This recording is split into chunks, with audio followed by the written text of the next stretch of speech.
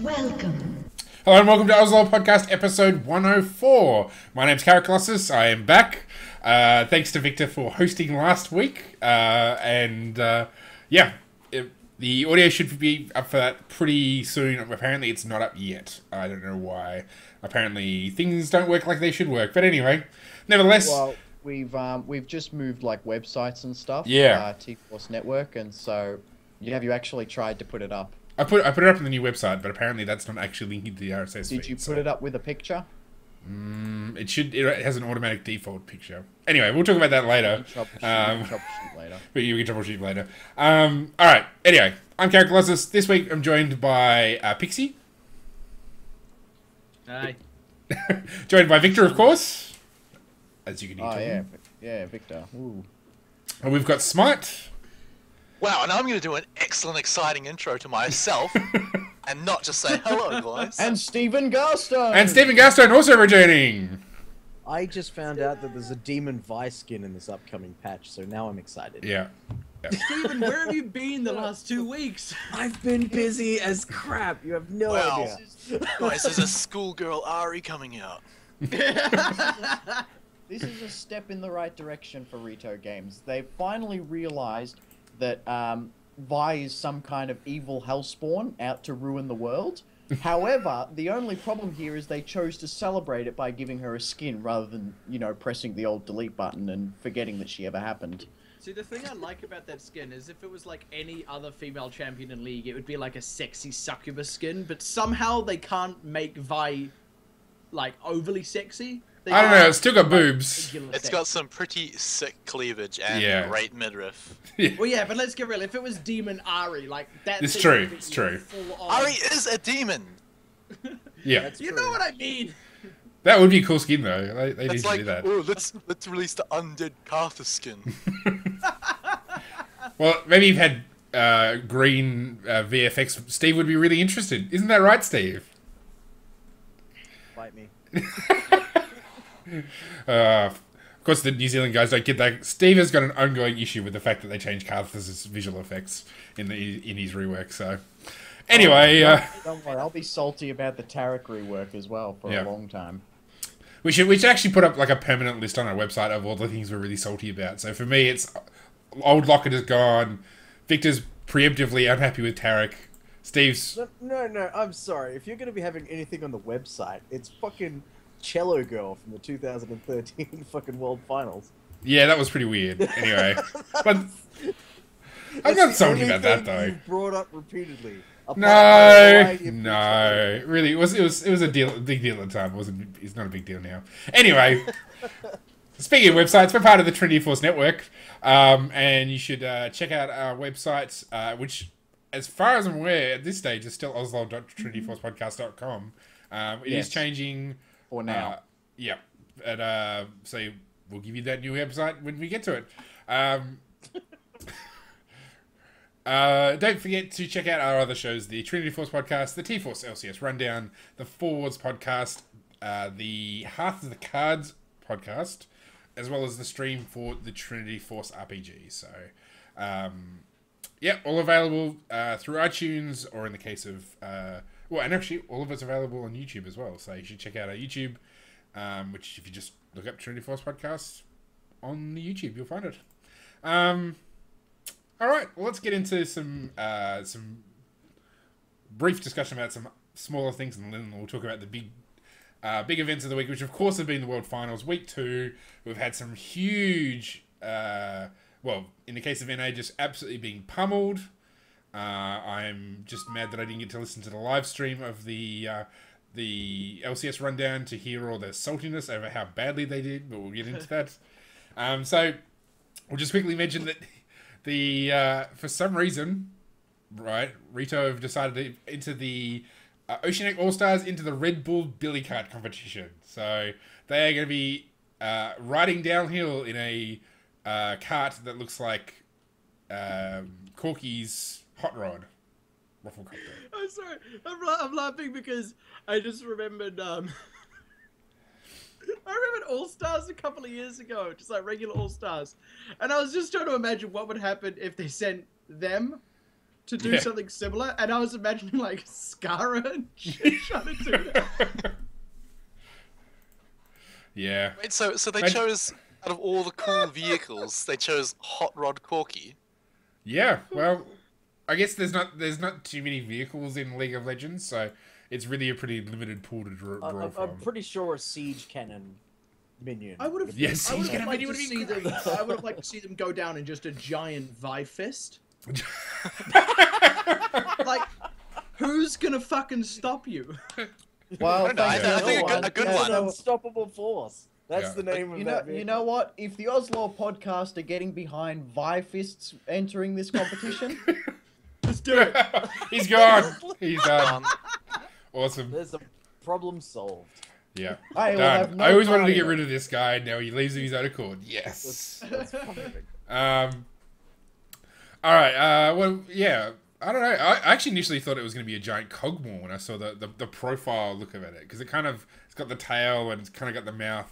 So I see, initially thought it was a when I was giant thinking of Cogmore one- riding down. when I was thinking of one, I think like a cool little long version of Cho'Gath. You can have all the arm things Yeah, coming out yeah. and paint it the cool That Cho'Gath waggle. colors. Because he's got the arms that kind of waggle in a peculiar way. I'm kind of with you on the Cogmore idea and call the vehicle the Darkathian Surprise.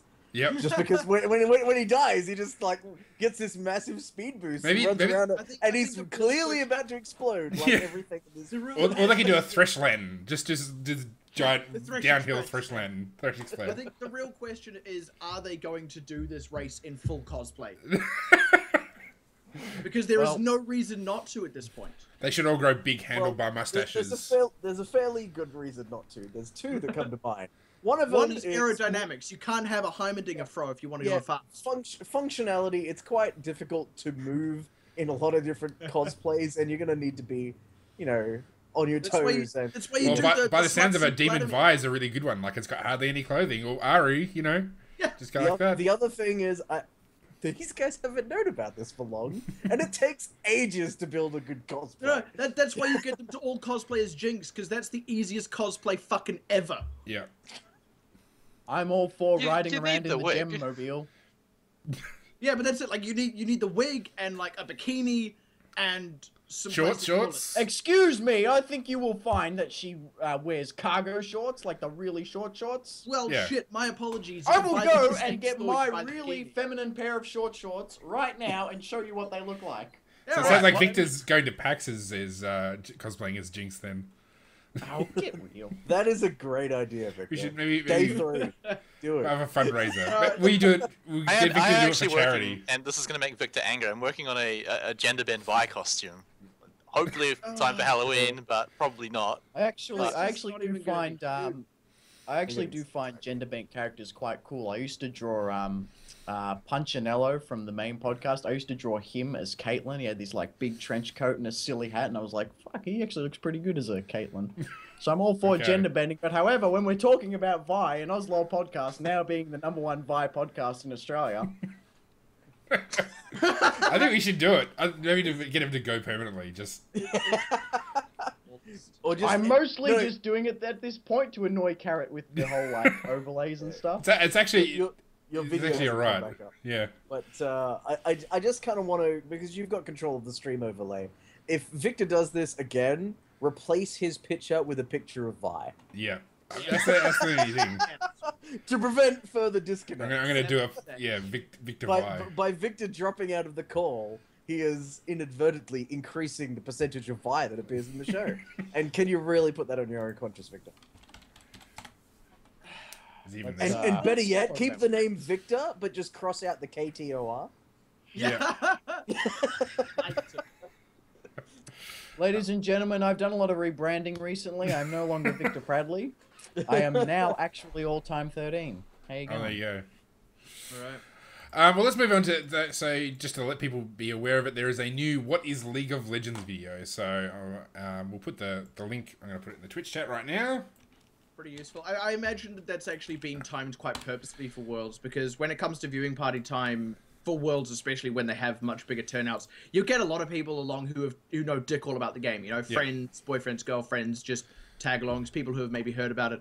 The other thing I think it's going to be really cool for is like conventions and stuff. I don't know about you guys in Australia, but over here at Armageddon, every single one we've had so far, there's been a big setup for League of Legends, and we get a lot of people who like log on for the first time ever. Having that video like just on demand is going to be really, really cool. I reckon they're going to actually really get a lot of new people into League this year with that. And teaching some people can be kind of frustrating, because I was doing it at the Christchurch event, and funnily enough, right, like this autistic kid, like legitimately autistic, comes up, and he was actually fine. You know, he was having a good old time, just walking under the tower and dying, and having no, he was having a great time. Like he was having a lot of fun, and you know, like I just thought, all right, cool, I'll leave him at it. He's having heaps of fun. So you turned chat off, I'm guessing. Oh, he was playing like the intro thing because he had never played the game before. Okay. And then okay, and so his mother's like looking after him, and then she's asking about the game. So I'm like, okay, cool, I'll tell her about the game. And then she goes along to play the tutorial, and she is by far the worst person I've ever seen touch a computer at all. Like her son was 10 times better than her at learning the game, and she just, it was so frustrating. I couldn't teach her. I ran away. Wow. Okay, that sounds that was the end to it. I'm a good person. No, when I say I ran away, I got someone else to look after. Yeah, fair enough. I made a little bit of pocket change teaching first timers. Funny enough, the way I taught people was very much the same way that Riot are teaching people in this video. Here is your team. Here is their team. That is the Nexus. Your goal is to kill that Nexus. But to kill that Nexus, you got to kill other things first. Yeah, I mean, like, I think... I mean, this is something that I've had... Well, I've had to explain esports before because people are still not quite used to the idea that... you know, people might get paid money to play video games professionally. So that's always novel. But yeah, I mean, there's been times where I had to sit and explain it, and showing a 5-minute video that's well produced, that's clear, it's great. So it's good stuff. No, I remember I was trying to explain League of Legends to a sports enthusiast, and I'm like, okay, so imagine a game of basketball, 5 versus 5, and you're trying to, rather than score points by putting a ball in the basket, imagine that if you get the ball in the basket, that basket is destroyed. Now imagine that there are 2 more baskets behind that, and then imagine that there's 2 more sets of 3 on the other side, and you still have those 5 guys. You have to spread them out further. He didn't understand you at all, did he? He has no idea how the game works. That now sounds like neither League of Legends nor basketball. And between each of these basketball courts is a gigantic paintball field filled with many NPCs. Yeah. Like, honestly, I would rather play that game than either League or basketball at this point. Like, that sounds fucking rad, Steve. So it's like basketball, but you've only got to score 1 dunk. And per tower. You do that by killing the Nexus. Worth the tower destroyed. Yeah. Anyway. Really not much to say about that. Okay, well let's talk about Worlds. Yes, that's something we can. Worlds. Steve can talk less about, and the rest of us can talk more confidently about. Do we want to start off by just looking at how groups have fallen? Because we've got the official knockout bracket that done the draft at that. It's looking really exciting. So we'll mention the final results. So if I can actually pull them up. Okay. So the final results of the different groups. So in Group A, Flash Wolves ended up being 4-2. Kutai in first place. The second seed out of Group A was Ku Tigers, also on 4-2. CLG went 2-4, and Pain Gaming went 2-4. In Group B, Fnatic went 4-2. HQ Esports went 4-3. C9 went 3-4. Invictus Gaming went 2-4. Group C, SKT went 6-0, unsurprisingly. Edward Gaming went 4-2. H2K went 2-4, and Bangkok Titans went 0-6. Yeah, Tekkem's got them right. Group D, KT Roster went 5-1. Origin went 4-2. LDG 2-4, and Team Solo Mid went 1-5. So probably the big news was that NA had a 0-10 result of that week. So they did not win a single game out of 10, which was, considering that they were looking pretty good, that's pretty tragic for them. The only thing I find hilarious. I was gonna say the only thing I find hilarious about this whole like NA fucking versus EU conflict that goes on all the time is that NA had the best showing in the first week, and then NA was full hype, and everyone was like, yeah, NA, and all the NA people were getting like, yeah, America, and their patriotism was through the roof. And then the next week they go 0-10, and then Europe and the rest of the world are like, yeah, you actually suck, you see that? You're not as good as you thought you were. See, I don't know. Crap. EU actually had a good first week too. Like, are we forgetting the Origin was 3-0 up? Like, I don't know. I feel like the West just as a whole had the first. It's really interesting, right? Because no one has had the balls to come out and say that week 2 has been full of upsets, because it hasn't. It's actually been exactly what we expected to happen in week 1. Yeah. And the only thing that's made it weird is that week 1 also happened. So we haven't got exactly the result we expected, because we've still got teams like Origin and Flash Wolves getting through. Just the Twitter saltiness between Europe and America is just absolutely ridiculous. You should follow Thorin's Twitter whenever NA do bad. He retweets all the people getting salty, and then he's like, ha, suck on that, TSM, you losers. I have things to say about Cloud9 though, because I like there seems to be a lot of confusion about what actually happened with Cloud9. Everyone's like, oh my god, we suck again. It's actually nothing to do with that. I mean, yeah, they did underperform in the one game. I'll just explain it, right? Because I've honestly done a write-up of this. I'm excited about it. In week 1, right? In week 1, Cloud9 came out swinging. They had a great game plan. They swept everyone else away. They knew that all they had to do in week 2 was win one game to get out of groups. They would clinch the spot 100%. Even if they lost all 3 games, they would get a tiebreaker. And they could try and win with that. So what they tried to do was sneak in one more win with the tactic they'd already been using in week 1, so that they could keep all their other tactics secret for for the knockout bracket, right? Which is like pretty smart macro tournament play. That's the right thing to do, all things considered. And then if they failed to grab the win in those 3 games, they could pull out one of the new tactics in the tiebreaker to clinch that spot, right? Which is what they ended up trying to do. If you actually look at the team comps between the tiebreaker game and all of their other games at Worlds, it is totally different.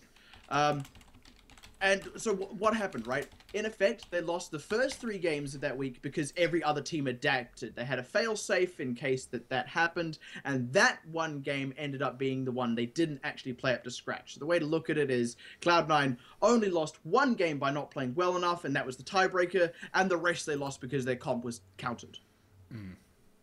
I think Cloud9 didn't perform the first 3 games and then didn't ban Jinx in the last one, and that's why they lost. And you don't bank on one strategy though. I mean, yes, they tried to sneak in a few more wins and keep this strategy secret, but you don't bank on one strategy on your key game, because it's the best of one.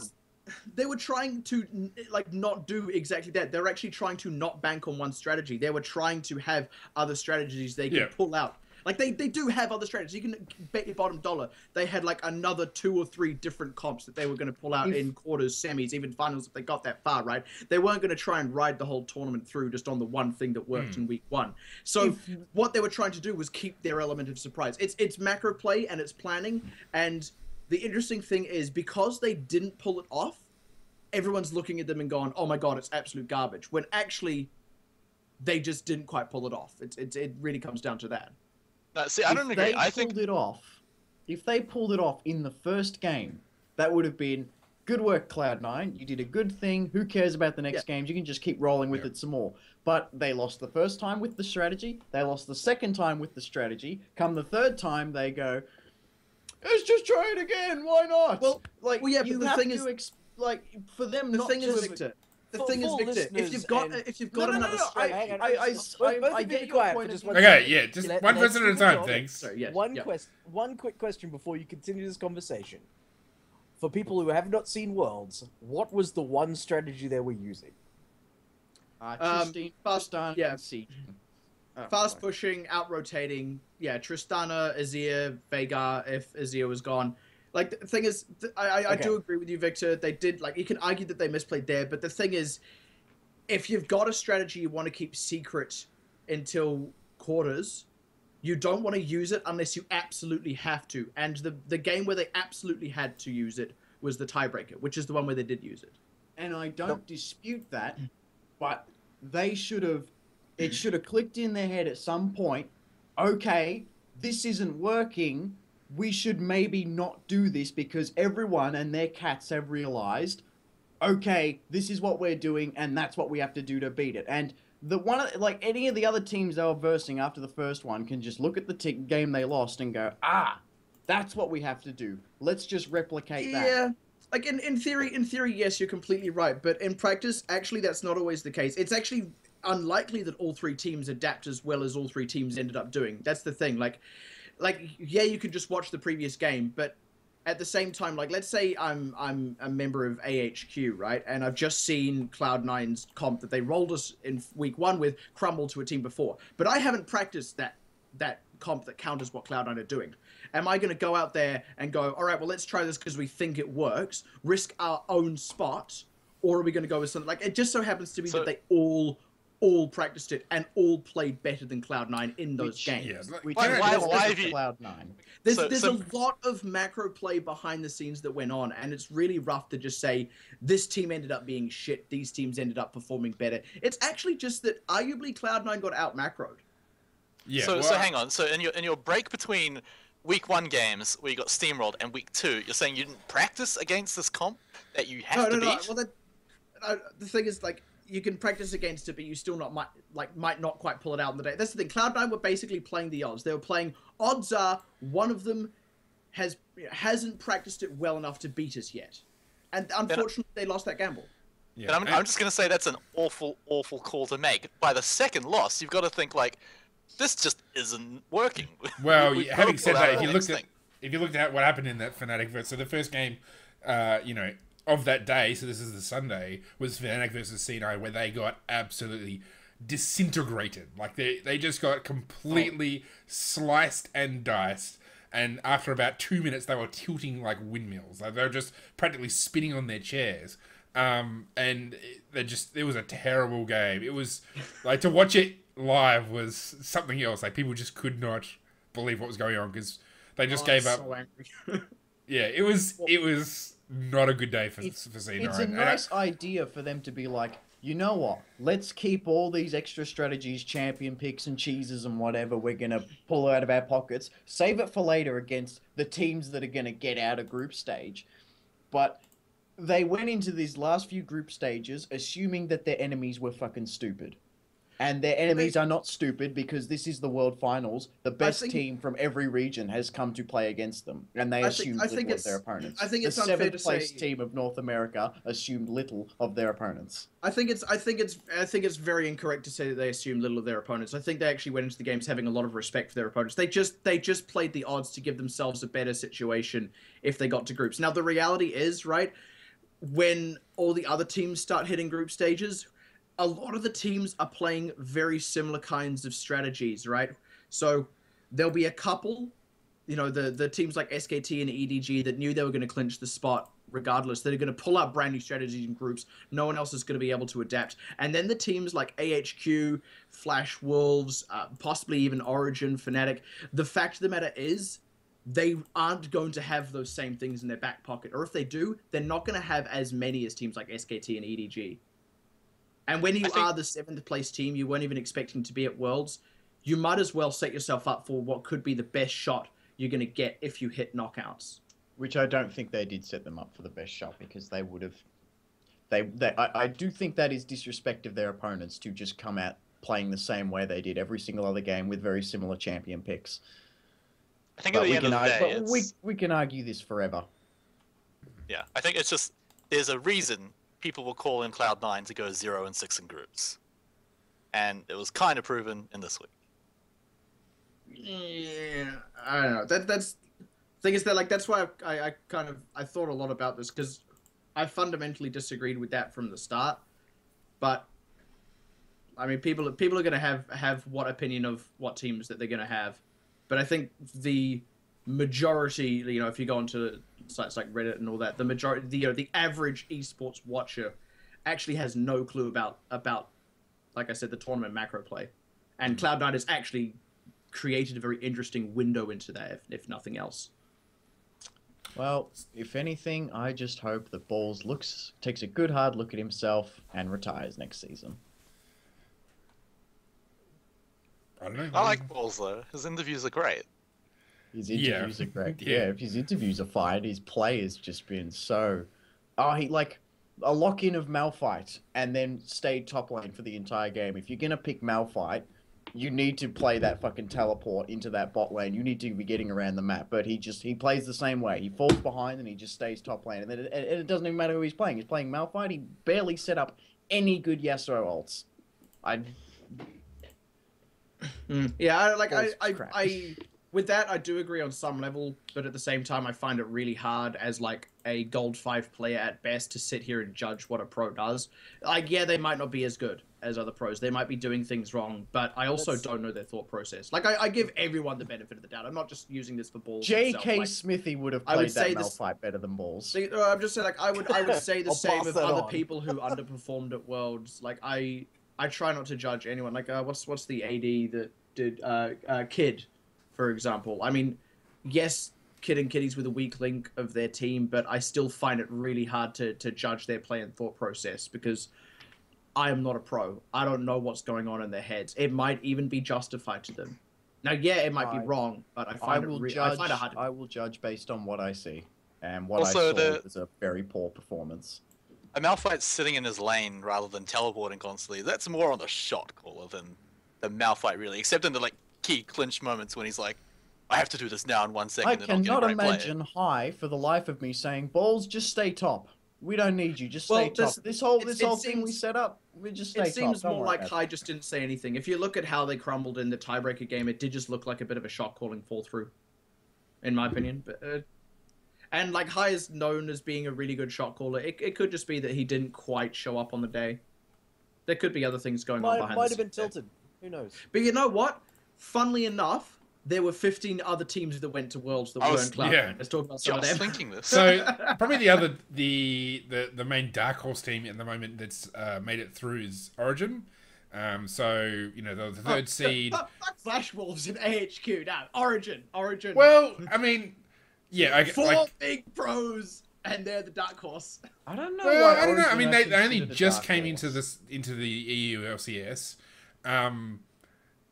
You know, like they're the third seed from Europe. Like third seed from Europe. When you think about power teams of the world, third seed in Europe is not what you think of. Where you think, well, Korean teams, yeah, Taiwanese teams, at least they've got they're essentially Asian teams, and everybody the understood wisdom is that Asian teams are good, Western teams are bad, except Fnatic. They always make it through. And Japan. Well, that's true. Massive So- generalizations Funny thing here about on the OzLoL podcast. The funny thing about that comment about Fnatic being the only good international Western team is that this is old Fnatic. I don't understand why it's a dark horse team when it has Expecke and friggin' some other player whose name I forget. I think part of that is actually just management. Like I think Fnatic. I don't know. The reason they're dark horses. I mean, a lot still has to happen with those teams. Like I said this in I think last week's podcast. In the Origin is kind of like the EU super team done right. Like we all remember Froggen's team. He had a ton of talent. He had Alliance backing them. There was a decent amount of infrastructure, but the team just didn't quite manage it. Like they lost to fucking Kaboom. There were just things that did not happen in that team. They didn't quite gel. Shot calling wasn't done right. We don't know exactly what went on, but it just didn't work. The gears didn't mesh. Origin, however, the gears have meshed. So we're going, well, shit, of course they were going to be great. Look at all the talent there. So it's hard to make it quite as blunt as, oh, this is old Fnatic. Of course they're doing great. And I can vouch from personal experience. Like you could have just like an amazingly skilled player on your roster, but if there's a lack of synergy with other members of the team, regardless of the coaching and the practice that you put in, if you've just got a different way of looking at things or a different way of communicating, that alone can cause big strife in team fights or in contradicting shot callers and all that jazz. So, and that's why X Special's been benched twice. Well, with 500 players in like Challenger, I don't find it a long shot to find people that will mesh well with Expeke and Soaz. It's Soaz, Well, when right? 5 of them have radar, Or is he you know. Well, it's also worth pointing out that, I mean, Origin went through when the number 1 seed from China didn't. So that's probably another. I mean, you'd say KT Rolster, LDG, though you would have, like, before the tournament started, you'd say those two are definitely going through.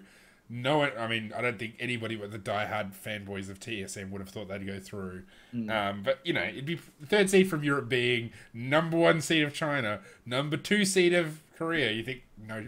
Anyway, let's talk about what they're, you know, how they actually performed this week, and whether they've actually got a chance of going through the knockout stage. Because they're playing, let's see, who are they playing against? So Flash Wolves play Origin. SKT are up against AHQ. I think we know how that one's going. Yeah. KT play Coup, and I think the big one, this is like my must-watch, is Fnatic are playing Edward Gaming. Yeah. Everyone, okay. Everyone is so keen on Fnatic to get through this matchup, and Yes! I mean, This could- I want it to happen, but everyone thinks it will happen, and EDG are going to beat Fnatic, and it's going to disappoint a lot of people. I'm calling it. It's going to be like 3-1 at best for Fnatic. You know, being the losing team, getting only 1 win at best, and that's not going to surprise me because EDG are a great team, and you just haven't seen them tested so far. I mean, they've only gone up against SK Telecom, and I think they had one of the fastest losses in the tournament so far, which was kind of funny. During groups, but it's SKT, like one of the best teams in the world. They haven't shown a slight sense of weakness at all during groups so far, and so it's really hard to see how well EDG are actually going to be doing until they play against Fnatic. Yeah. It's just Fnatic hype. Yeah, it's Fnatic hype. I'm really upset to see them have to go up against a team like EDG in the first stage of the quarters because I like Fnatic, but EDG are going to make it through. They're going to get to finals, and they're going to play SK Telecom there. Yeah, you did mention something quite interesting there. I think we touched on it last week, though, in the EDG and arguably SKT haven't been tested much. Like, everyone called that group the group of death, but actually it was the group of death for, like, H2K and Bangkok Titans. But EDG and SKT was a free ticket to... And you're right, like, neither team has been tested. If there is going to be a weakness in them, this is when they're going to find it out, and it could be that they have a massive weakness that will make them crumble in quarters, but it's unlikely. What do we think of Flash Wolves versus OG? I think that's a lot closer. I think OG are going to clinch that one. I think the hardest matchup that I think Soaz will actually really struggle against Stake. I maintain that Soaz is the weakest link of Origin, which is really saying something about that team. But then again, like they get so carried by Stake. Before Worlds, everyone said Stake was going to be the weak link for Flash Wolves, but he's been really stepping it up so far. He's always been good. Well, do you want to go into, like, because you sort of said, like, when I hear the comment about Origin being the Dark Wolves, you were like, yeah, but what about Flash Wolves? What about Coup? Tell us about Flash Wolves and why they were underrated. I think, first of all, just being second seed out of the LMS is... Because, I mean, the second seed out of the LMS is, like, 4th seed out of Europe, if we're talking about what we expect a dark horse to be, because we still consider LMS to be a weaker region than others, as much as they have produced world champions before. Yeah, absolutely. Like, as much as they have done that, we actually still consider them weaker than a lot of European and North American teams. Sometimes that's justified, sometimes they're not. I mean, look at Gamma Bears last year. Can't really call that amazing. No. It's a hard thing to call. And I think the tricky thing with the LMS is it's almost the most inconsistent region, in that when it performs, it's like world class, and when it doesn't, it's like wild card. Yeah, that was the comment I was going to make about Flash Wolves. I've just made a decision to myself not to predict anything Flash Wolves because I have no clue which way it will go. 1 minute they're losing to Pain Gaming, next minute they're the best in their group. It doesn't make any sense. They are the weirdest team to call. Yeah. Or they go to finals with TSM at MSI and lose. How does it happen? I don't understand this team. There's no, I mean, KT Rolster's playing Coup. I guess everybody's going to say KT. Does Coup even have a chance? Well, I mean, historically, if you look at how they've usually gone, then no, KT will definitely get through. But this is Worlds. A lot of things can happen. It's also a best of 5. Yeah. So And these I'm are not... these are teams that have faced each other. This would be like if the quarters was TSM versus CLG. Yeah.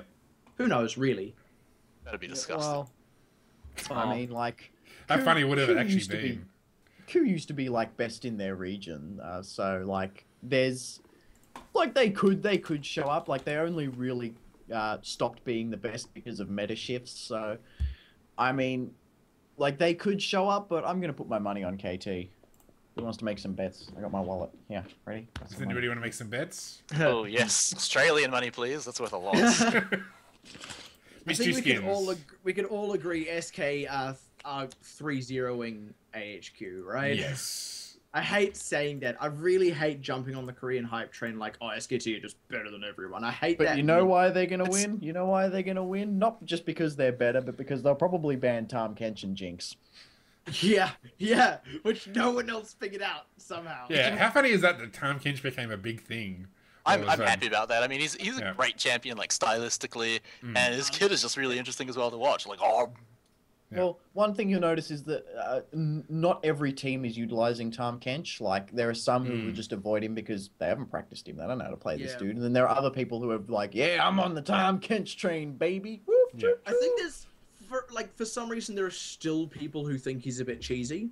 Just because, like, it's a funny thing, right? When a couple of streamers start picking up a champion, they're like, "Oh my god, this champion is so crazy! Like, this champion is so OP!" Right? For the first little while after that's happened, everyone still goes, "Nah, it's just a cheese pick. It's just a cheese pick. It's just a cheese pick." Right? And Tahm Kench is still getting that treatment. That's starting to shift, but there are no doubt still teams looking at like Meteos and Boy streaming it in solo queue, laughing their asses off and going, "Nah, it's just cheesy. It's just cheese." As someone who's studied the meta for about 4 consecutive years,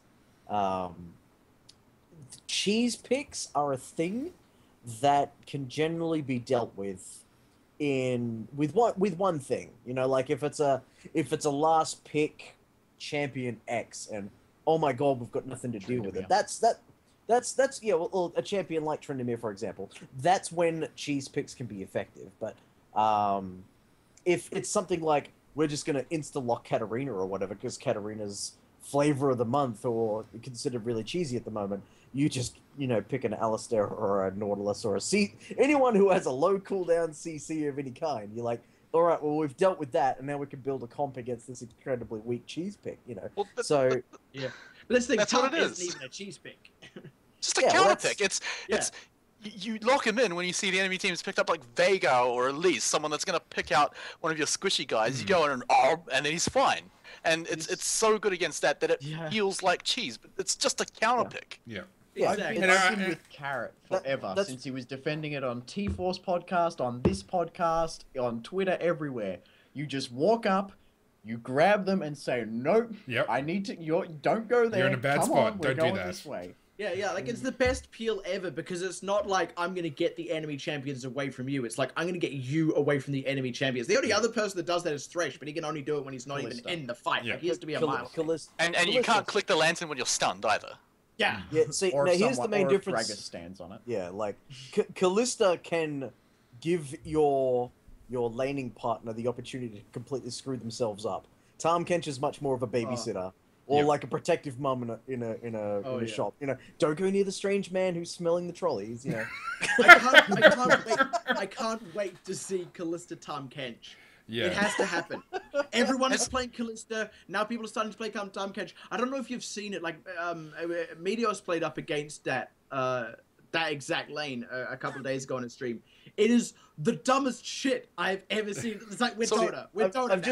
That's what that lane is. I want to see that lane where like they both press their ults like one consecutively after the other while they're both kind of like during their cast animations, and they just neither of them come back. They just vanish off the map completely forever. And then it's locked in this eternal loop outside the game of League of Legends. Going, no, get inside me. I can't. You're invincible. What's I've seen these. It's like Tahm Kench, Callista, Thresh. Like they've just done this whole big like chain thing where they just basically drag the whole team across the map. It's pretty rad. But my there's been a favorite few. one of those is the All for One Nocturne. Was it All for One? a Nocturne and Vi, like Vi ulting the Nocturne to her right, Nocturne ulting like 2 Vi's away, and they just all of them follow that. They just do this huge like warpole That's around awesome. the Baron pit. Okay, so It's freaking amazing. I was trying to find this really, really cheesy thing to do like a few years ago. I was thinking, what if you could be Lee Sin and you could safeguard to your friendly Nocturne as he's ulting to someone? I was trying to get it so that you would like go along the ride, so that you would have like a double Nocturne ult essentially, with a Lee Sin arriving at the same time, but I just couldn't get it to work, and it's just Lee Sin just it's too fast, damn it. No, the It better would've one looked so cool. is Lee. This is my favorite videos. Is somebody, I think he Lee Sin queued to them. They teleported. This is in bottom lane. They teleported to top lane, to the top lane turret, and then Lee Sin activated his queue. So he's just soaring across the map, and then there's a Warwick on the middle turret just hammering away, and he kicks them. He ults him on the way, and the Warwick's like doesn't know what the hell's going on. It's And so he flashes. He flashes after like a second. Yeah. He just stands there like. and you can just tell him going, "What the hell?" It's so great. Anyway, we should Oh, I love that video so much. Well, Anyway, let's get back to it. So the thing I was going to say about Time Kench was, well, firstly, the combination with Jinx was just brutal. So Time Kench grabs them, Jinx throws out her snares, they drop the enemy champion on the snares, and it's game over. Mitigates all of Jinx's weaknesses in team fights as well. Yeah. With being immobile. And it's, I think Time Kench has been one of those champs that's not like Jax was last year, where it's like all of a sudden Jax becomes the big pick of the tournament, and we've seen with other champions where they just, Corki previously as well, where it's just, oh my gosh, everybody rediscovers that this champion's OP, he becomes the dominant pick. It's more, Well, I think Time was never really Janna- played a whole lot before. There's been a couple of games where he's been decisive, but he's not really a general, always great pick. He's a very specific pick. Yeah, he's picked Like, I mean, into I said it before. compositions. He's not picked for being crazy overpowered. Yeah. Yeah. He works with some champions, which And, is and good. as we saw with the OPL, like Minky started picking him in the top lane. I can't remember which final. I think it was one of the final games, and He and did people it, were I like, think it's in like It was the grand 2 final. or 3 games versus yeah, and it Jinx. just didn't work at all. I think it worked in one game, and He's after been that was buffed a lot since then, it has Yeah. to be said. So I mean, I think Time's just gonna be one of those. It's good that to have a few supports that are, because I mean most supports are very general. So there are some supports that are better than others, but generally it's Thresh, Janna, like it's those sorts of champions. Bard, I guess, was a big pick for a while, where we don't really have too many sort of pocket pick supports. So it's good to see that there's one that's there. Excuse me. I still don't see a team I win think with you will Bard. find that Gambit were playing Tarek. That's right. Well, It's true. Okay. That's also Gambit. So, Why does it know always follow silence when I say things like this? because no one likes Tarek. And it's No one pronounced likes Tarek, Gambit. damn it. Before we leave the topic of worlds, though, because we've already kind of left it, TSM and, importantly, Dyrus's last game, and then that interview, I mean, you guys saw it live, or at least watched it shortly afterwards. I cried like a bitch. I actually didn't see it at all because I don't really care about TSM in any way, shape, or form. So, But you can't really deny, though, that, Dyrus, he's been around since Season 1, and he's just retired after... it's true. It's a big After deal, a but pretty it's not. grueling season as well, Yeah. They did pretty well in NA, I guess, and then just didn't turn up at Worlds. And Dyrus is just a guy, and you could tell by the interview he feels the pressure so much more than any other player, and it's just heartbreaking to see it tear him down like that in the interview. It's And he always seems very quite placid. He's fairly blasé a lot of the time, and it's always exciting when you see Dyrus, just show an emotion, like whether it's like a good one, bad one, just whatever. Like I remember, I think it was last year at Worlds or something, and he got the solo kill on Mundo, and you could see like on the face cam, like he was so riled up and into it, and it was like the coolest thing to see. It's like, oh my god, Dyrus is a real person. yeah, it's And the this was- get the fuck out of my lane And thing. This was the opposite of that. Like, he just looked destroyed. Like, he looked like he'd been carrying this thing with him for months and months and months. And it almost looked like he had never been able to talk to anyone about it, or felt that he couldn't say anything, or it was going to lose TSM fans, or it was going to affect how they played in their season, all that. And just seeing him finally let it out at the very end of everything, it was honestly heartbreaking. Let's be fair. The League of Legends online community has not been they're not a fun-loving crew when somebody's playing poorly. Yeah, but at the same time though, he's doing this interview and he's saying I'm sorry I let you down. Holding back tears, not even holding them back, but you can literally hear the crowd right behind him. Dyrus. They love him. And you can call the League of Legends community completely toxic online on Reddit and Twitch and stuff all you want, but hearing that crowd behind him, you've got to at least feel that they didn't feel that Dyrus let them down. It's not his home crowd either. That was not his home crowd. That was a European crowd. If anything, it was hard to see that he didn't seem to believe that people loved him. I was following him on his Facebook. I see his Facebook posts. I should probably follow his Twitter as well. But he did make a few posts. He did make a few posts later on where he seemed to cheer up a bit and realize that, oh hey, everyone doesn't actually hate me. Watching a few comments, and he's thanks for the overwhelming support, guys. Looks like I'm getting made into a dank meme now.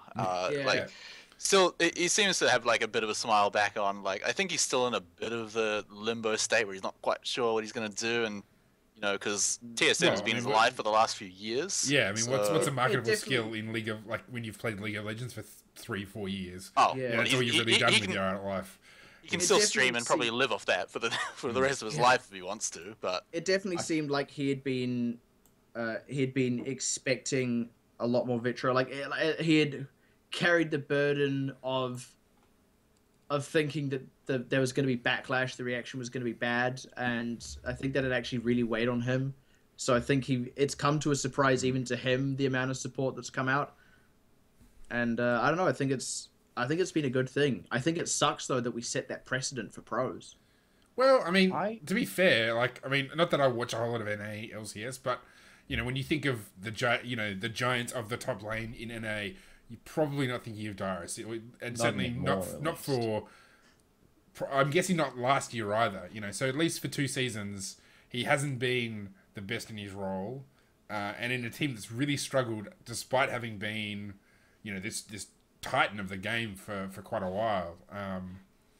So I think that's what happened. That should happen. It's happened with every other pro. You think about you St. Vicious's, all those players that were around in season 1.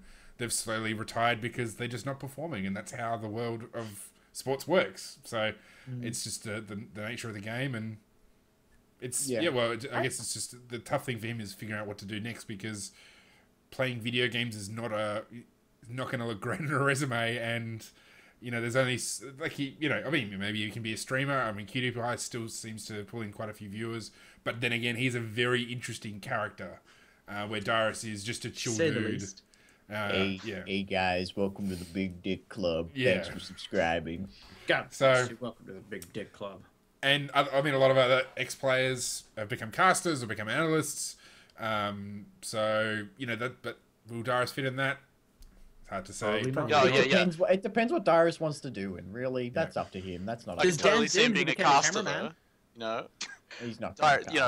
Hello and welcome to the NALCS Grand Finals match between my former team TSM and Cloud9. Can I just say though, match, guys? Can I just say we remember a lot of pros going into the production, the parts of the production that you see. We get DeFicio and Crepo as casters and people in the analyst desk and stuff like that. But we always seem to forget about the pros that ended up getting employed with the behind-the-scenes production. They've had a couple that have become cameramen and stuff like that. That's something Dyrus can do. Let's get real. Riot is going to take care of Dyrus no matter what happens. I would be kind of heartbroken to see Dyrus just relegated to cameraman position. That's just... I don't think I don't know. Actually, to be fair, I think being one of the cameramen is actually one of the most important jobs of the entire production. Yeah, dude, I've been going to film school for the last year. Believe me, I know. Okay. I'm not calling it like a trash can profession or anything, but I'm just saying, I can imagine, can you imagine sitting there filming other people doing what was your passion just a year or two ago, Yeah, and that's doing fair what enough. you can't do, and you're just sitting there. You're No, the one because filming it now. You get to be the thing that shares it with other people, you know? I guess Well, there's just and- different and ways. also- of I mean, doing it. it's also reason not- the fans get to watch. Nowhere near as glamorous. I mean, you think about Jat and Kobe, and I mean, those guys have made a real, like, I mean, they've been around for a couple of years now. In the analyst side, you got Crepo, Diffusio, who are much newer. It's a much more glamorous thing to become a caster and to become an analyst. But yeah, I guess a bit like what Victor said. It's really up to what Varus wants to do. So, is there? Maybe we should actually move on, since unless there's any. Well, is there anything else we bring up about Worlds? This just shows our Western like how we look at Westerners compared to Easterners. When Dyrus is all sad and crying on stage because it's his last game and he's retiring and he feels bad, we're like, oh, poor Dyrus. I know, Dyrus, you're okay. But when Deft cries after he loses a single game and he's behind the computer crying, he's so upset.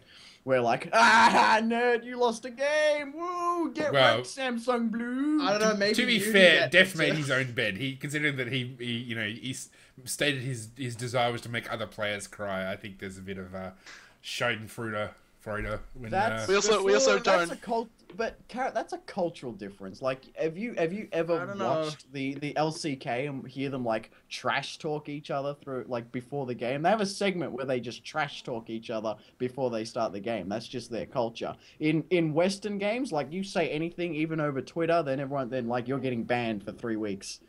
You pull one finger to Febiven when he calls your team shit, and then it goes on YouTube everywhere. You guys missed that? At least you didn't say for Bivin. Febiven. That's Febiven. Febiven's God, I right. wanted Hey to- man, I wanted to I'm a fly- big fan of Reckles. Okay, big Reckles, fan yeah, of Reckles. Reckles. I hate that. Why is he? And cut that guy's dick off for saying forbidden. It was so awful. It's like, have you not been listening to literally every other fucking caster the whole year say Febivin? Jesus Christ, man, do your job. I'm out. I'll see you later next week. Yeah. All right. So is any there any a, other final single parting patch- thoughts about Worlds? Is there a single patch note we wanted to cover before we signed off? Well, we got 10 minutes to go, so let's talk about some patch notes. Can't do Gromp over the wall anymore. Come on. So lame. His leash range, he can't reach over the wall, so he like runs around the wall and then he gets It felt like frustrated and he runs back. Well, yeah, let's talk about the new. So I don't think we've covered that yet. So let's talk about the new leashing mechanics which have come through in 5.19 and 5.20. So yeah, thoughts on. So basically, for those who aren't familiar, haven't been watching the patch notes, they've essentially now created a visual indicator for when monsters are going to reset their aggro, and they've made some very clear conditions on when that is. So when a monster is in an aggressive state but can't find any targets, it loses its patience. When a monster is too far away from the initial spawn location or is very far away, it loses more patience. And when a monster is forced to switch targets, it also. So basically, it's it will go back and start to regain its health. So And that was one of the more annoying parts where it wouldn't stop regenning until it reached 90%. I mean, they've removed that now, thanks. But before this patch came out, you'd sit there, someone pulled the camp buff away too far, and you're like, all right, fine, it's got to run back. And then you're hitting it, you're reducing its health so it's not regenning up to 90%, but then you're not doing enough damage to kill it.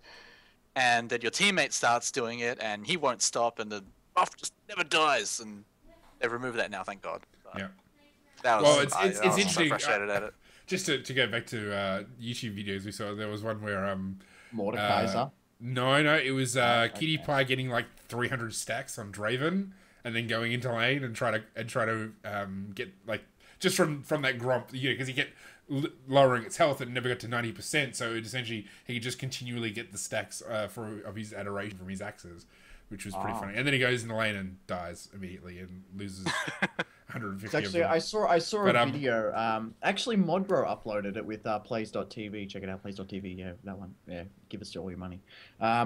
There's a video that Mod uploaded where he was dead, but he was watching what was going on. The enemy Mordekaiser's just walking through Modbro's jungle and walks up to blue buff and starts hitting it, and then the thing gets low and then it goes, And he didn't leash it out or nothing. The buff just stood there, frozen solid, continually regenning. Mordekaiser's sitting over Ward for 10 minutes trying to kill this goddamn thing. And then the whole team comes and he's like, oh shit, I'm getting out of here. Pixie is actually here. He's literally sitting off the side. I'm pretty sure he's wearing his headset. That's what I thought as well, but anyway. So, that's all the shenanigans you have with the patient system. What do we think of the actual patient system? I really love it. It's adding transparency to the game. You know exactly what's going to happen. It's going to make it a lot easier to train new players and how to juggle aggro and how to sort of, how all of that aspect works because, it was completely opaque before. Now it's totally obvious. You've got a bar that slowly shrinks as you juggle the aggro and as you move away. I used to teach people, like when I was doing coaching, I would teach people how to properly leash around the jungle mobs. And then at one point I uploaded a video to YouTube that was like, this is how you leash around the jungle mobs. And then Riot changed the code like a week later. And then I was like, all right, well, let me work this out. So I worked out again. Okay, you can still kind of do it, but it's kind of shitty and really annoying. And then Riot changed it again. And I'm like, oh my God, Riot, why are you trying so desperately hard to make AD carry junglers not a thing? It does not make sense. They're not even a thing. Like, ugh. It was making me so salty. But now, we have a patience meter, so we can just see when the thing's going to reset. So, okay, stop pulling the thing away and exploiting the camp. Take some goddamn damage. Yep. All right. I guess... What else can we talk about in the last 5 minutes? So... Okay. All for One's coming out. Eventually, now that this patch is out, so that's are you right there, Pixie? I think he's alright. So All for One. So hard for that joke. He tried so hard for that joke. Oh well, it's because I had something to say for the last 5 minutes. Because we did this last week, and I thought it might be interesting to do it again. And what we did is last week we took where the standings at groups were, what we expected might happen over week 2. And kind of theory crafted our knockout brackets to see what we might be getting coming semis and finals. I would be interested to do that again and see what has changed based on this. So as he has seen a change to Emperor's Divide, so now, laugh at my joke, you assholes. He would rather do patch notes. All right, I get it. No, that's real funny. I wanted to talk about All for One. It's a fun mode. We got some whole lot of new champions that we haven't had before. The 10 Maokai's one-shotting Baron reduced. Dr. Mundo's E now resets his auto-attack timer. Evelyn got nerfed for no reason. Origin's gonna knock out SKT in semis, mark my words. Let's all just randomly talk about like 5 different subjects all at once. And... yeah. Now, I do not understand for the life of me what is up with these Teemo changes. For the love of God, Riot are talking, and they say it here. Okay, I'm actually even though we've only got 3 minutes to go, I'm gonna say this is the end of the show because I think we've all lost our minds. People keep leaving the show and coming back.